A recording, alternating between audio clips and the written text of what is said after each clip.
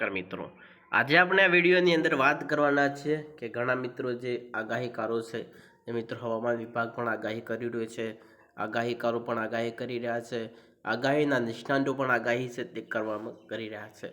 કારણ કે મિત્રો વાત કરીએ તો ગુજરાતમાં જે વરસાદનો જે નવો રાઉન્ડ છે તે નજીક આવી રહ્યો છે. ત્યાર પછી હવે નવા વરસાદના રાઉન્ડની અંદર કયા વિસ્તારોની અંદર ભારે વરસાદ પડવાની શક્યતાઓ છે તે પણ વ્યક્ત કરવામાં આવેલી છે. વાત કરીએ તો મિત્રો આજે છે મિત્રો 7 તારીખની વાત કરીએ તો કયા વિસ્તારોની અંદર વરસાદ પડવાની શક્યતાઓ છે તે વ્યક્ત કરવામાં આવેલી છે અને કયા વિસ્તારોની અંદર આજે છૂટા સ્તરે હળવો મધ્યમ વરસાદ પડે તેવી પણ શક્યતાઓ છે તે વ્યક્ત કરવામાં આવેલી છે. આજે નવા રાઉન્ડની જે વરસાદનો જે નવો રાઉન્ડ આવી રહ્યો છે તેમાં તે નવા રાઉન્ડની અંદર ગુજરાત રાજ્યમાં ઘણા વિસ્તારોની અંદર પુષ્કળ વરસાદ પડે, ભારે વરસાદ પડે, અત્યંત ભારે વરસાદ પડે તેવી પણ શક્યતાઓ છે તે વ્યક્ત કરવામાં આવેલી છે. વરસાદના નવા રાઉન્ડની અંદર ગુજરાતમાં વરસાદ છે તે ભૂખા બોલાવે તેવી પણ આજે આગાહીઓ છે તે સામે આવી રહી છે. વાત કરીએ તો મિત્રો આપણે જે વિંડીના માધ્યમથી સમજવાના છીએ કે આપણે મિત્રો જે બપોરની મિત્રો જે 2 વાગ્યાની અપડેટ પ્રમાણે વાત કરીએ મારા વાલીડાઓ, તમે જોશો તો જે મિત્રો કુહાના વિસ્તારો છે, પોરબંદર છે, જુનાગઢ છે, ત્યાર પછી મિત્રો જે દરિયા કિનારાનો જે પણ વિસ્તાર છે, ત્યાર પછી સુરત છે, ત્યાર પછી મિત્રો વડોદરા છે, અહેમદાબાદના કેટલાક વિસ્તારો છે, ગાંધીધામ છે, નડિયાદ છે, તે વિસ્તારોની અંદર પુષ્કળ માત્રાની અંદર આપણને છે તે વાદળ જોવા મળી રહ્યા છે કે તે મિત્રો તેવી જગ્યા ઉપર મિત્રો છૂટા સ્તરે હળવું ઝાપટું પડે તેવી પણ શક્યતાઓ છે તે વ્યક્ત કરવામાં આવેલી છે. ત્યાર પછી મિત્રો તમે જોશો તો આ વિસ્તારોની અંદર ભારે માત્રાની અંદર વાદળો અત્યારે છે તે જો આપણને જોવા મળી રહ્યા છે. કારણ કે મિત્રો અત્યારે તડકો પણ છે અને અમુક જગ્યાએ મિત્રો વાતાવરણની અંદર વારે ઘડી આપણને પલટા છે તે પણ જોવા મળી રહ્યા છે. ત્યાર પછી મિત્રો જોયો તો મિત્રો ધોલકા છે, ત્યાર પછી મિત્રો ખંભાત છે, વડોદરા છે, અમોડ છે, ત્યાર પછી મિત્રો કપડવંજના કેટલાક વિસ્તારો છે, નડિયાદના કેટલાક વિસ્તારો છે, અહેમદાબાદના કેટલાક વિસ્તારો છે, લુણાવાડા છે, જે લુણાવાડાનો વિસ્તાર, ગોધરા છે, બોડેલી છે, પછી દાહોદ છે, આવા વિસ્તારોની અંદર મિત્રો પુષ્કળ માત્રાની અંદર આપણને વાદળછાયું વાતાવરણ છે તે જોવા મળી રહે છે. તે પણ જગ્યાએ મિત્રો જ્યાં વાદળછાયું વાતાવરણ છે તે જગ્યામાં તમે જોશો તો મિત્રો છૂટા સ્તરે હળવું ઝાપટું પડે તેવી પણ શક્યતાઓ જે હાલ તે વ્યક્ત કરવામાં આવેલી છે.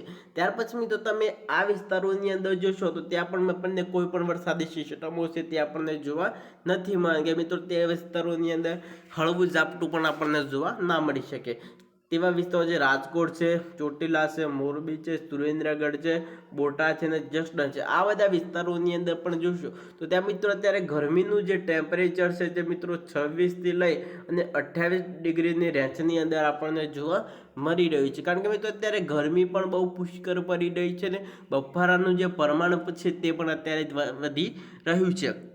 ત્યાર પછી મિત્રો બપોરની 2 વાગ્યાની અપડેટ પ્રમાણે આપણે જે વાત કરી તે કયા વિસ્તારોની અંદર છૂટા સ્તરે ઝાપટા છે તે પણ જોવા મળવાના છે. અને મેં તમને આગળ જે જણાવ્યું આ વિસ્તારોની અંદર પુષ્કળ માત્રાની અંદર આપણને વાદળ જોવા મળે તેવી પણ શક્યતાઓ છે તે વ્યક્ત કરવામાં આવેલી છે.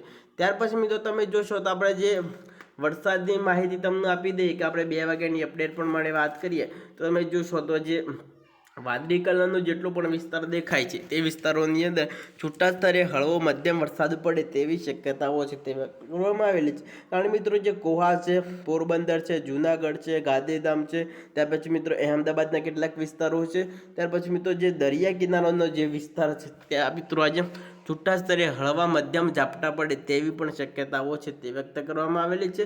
ત્યાર પછી મિત્રો આ વિસ્તારોની અંદર વરસાદ આપણને જોવા મળવાનો છે કે નથી મળવાનો તેની પણ સંપૂર્ણ માહિતી આપી દેવાના છે. ત્યાર પછી મિત્રો જે અમદાવાદ છે, કપડવંજ છે, ત્યાં મિત્રો સાબરકાંઠા, હિંમતનગર, ડુંગરપુરના જે પણ વિસ્તારો છે તેવા વિસ્તારોની અંદર છૂટા છવાયા હળવા મધ્યમ વરસાદી ઝાપટું એકાદું ઝાપટું તમને જોવા મળી શકે છે. વાત કરીએ તો મિત્રો કોઈ પણ જગ્યાએ મિત્રો ભારે કે અતિ ભારે વરસાદ છે તે તમને જોવા નથી મળવાનો. મિત્રો આપણે જોઈએ તો આપણે મિત્રો જે 4 વાગ્યાની સાંજની મિત્રો 4 વાગ્યાની અપડેટ પ્રમાણે વાત કરીએ તો જે મિત્રો વડોદરા છે, ત્યાર પછી મિત્રો અહેમદાબાદના કેટલાક ગ્રામ્ય વિસ્તારો છે, ત્યાર પછી મિત્રો ડુંગરપુરના કેટલાક વિસ્તારો છે, ત્યાર પછી મિત્રો ગાંધીધામ છે, ત્યાર પછી મિત્રો જે દરિયા કિનારાનો જે પટ્ટો છે સાંજના મિત્રો 4 વાગ્યા સુધીની અંદર તે વિસ્તારોની અંદર છૂટાછવાયા હળવા મધ્યમ ઝાપટા પડે તેવી શક્યતાઓ છે તે વ્યક્ત કરવામાં આવેલી છે. કોઈ જગ્યાએ મિત્રો ભારે વરસાદ અતિ ભારે વરસાદ તે નથી પડવાનો. ત્યાર પછી મિત્રો જે આજે છે મિત્રો 7 તારીખની આપણે જે મિત્રો 11 તારીખની અપડેટની વાત કરીએ તો એટલે કે મિત્રો 11 તારીખે વાત કરીએ તો 11 તારીખે જે નવો વરસાદનો જે રાઉન્ડ છે તે આવવા જઈ રહ્યો છે. 11 તારીખે વાત કરીએ ત્યાર પછી મિત્રો આજના વિડીયોની અંદર વાત કરી લેવાની છે. 11 તારીખ તમે જોશો તો જે 11 તારીખે છે તે મિત્રો ઘણા જે વિસ્તારોની અંદર છૂટા સ્તરે હળવો મધ્યમ વરસાદ પડે તેવી શક્યતાઓ છે તે વ્યક્ત કરવામાં આવેલી છે. 11 તારીખ તમને જે વરસાદના જે વાતાવરણની અંદર તમને પલટો જોવા મળી છે કે જે હળવદ છે, અહેમદાબાદ છે, મહેસાણા છે, ત્યાર પછી મિત્રો તેવા વિસ્તારોની અંદર 11 તારીખે હવામાનમાં થોડો ઘણો પલટો આવે તેવી શક્યતાઓ છે તે વ્યક્ત કરવામાં આવેલી છે. આજે છે મિત્રો 7 તારીખને તમે જે મિત્રો 18 તારીખની પણ તમને માહિતી આપું છું. જ્યારે તમે 18 ને 19 તારીખ જોશો જે ગુજરાત ઉપર વરસાદનો જે નવો રાઉન્ડ છે તે આવવા જઈ રહ્યો છે. આજે છે મિત્રો જે 7 તારીખ અને મિત્રો જે 18 અને 19 તારીખ જોશો તો જે ગુજરાતમાં વરસાદનો જે નવો રાઉન્ડ છે તે આવવા જઈ રહ્યો છે. વાત કરીએ તો તેની વધુ અસરો છે તે કયા વિસ્તારોની અંદર આપણને જોવા મળવાની છે ત્યાર પછી મિત્રો તમને ઝૂમ કરીને બતાવું તો તમે જુઓ કે આપણે 18 તારીખની જો વાત કરીએ તો તમે આજે તો છે મિત્રો 7 તારીખ અને 18 તારીખ અને 19 તારીખની આપણે વાત કરવાની છે. તો તમે 18 અને 19 તારીખ જોશો તો મિત્રો જૂનાગઢ, રાજકોટ, ભાવનગર અને જે ઉનાના જે પણ વિસ્તારો છે તે વિસ્તારોની અંદર અત્યંત ભારે વરસાદ પડવાની આગાહી છે તે પણ કરવામાં આવેલ છે. ત્યાર પછી હળવદ છે, અહેમદાબાદ છે, ગુજરાતના કોઈ પણ વિસ્તારોની અંદર છૂટા સ્તરે ભારે વરસાદ પડવાનો છે ને અત્યંત ભારે વરસાદ છે તે મિત્રો 18 થી લઈ 19 તારીખની અંદર ગુજરાતમાં વરસાદી માહોલ છે તે આપણને જોવા મળવાનું છે.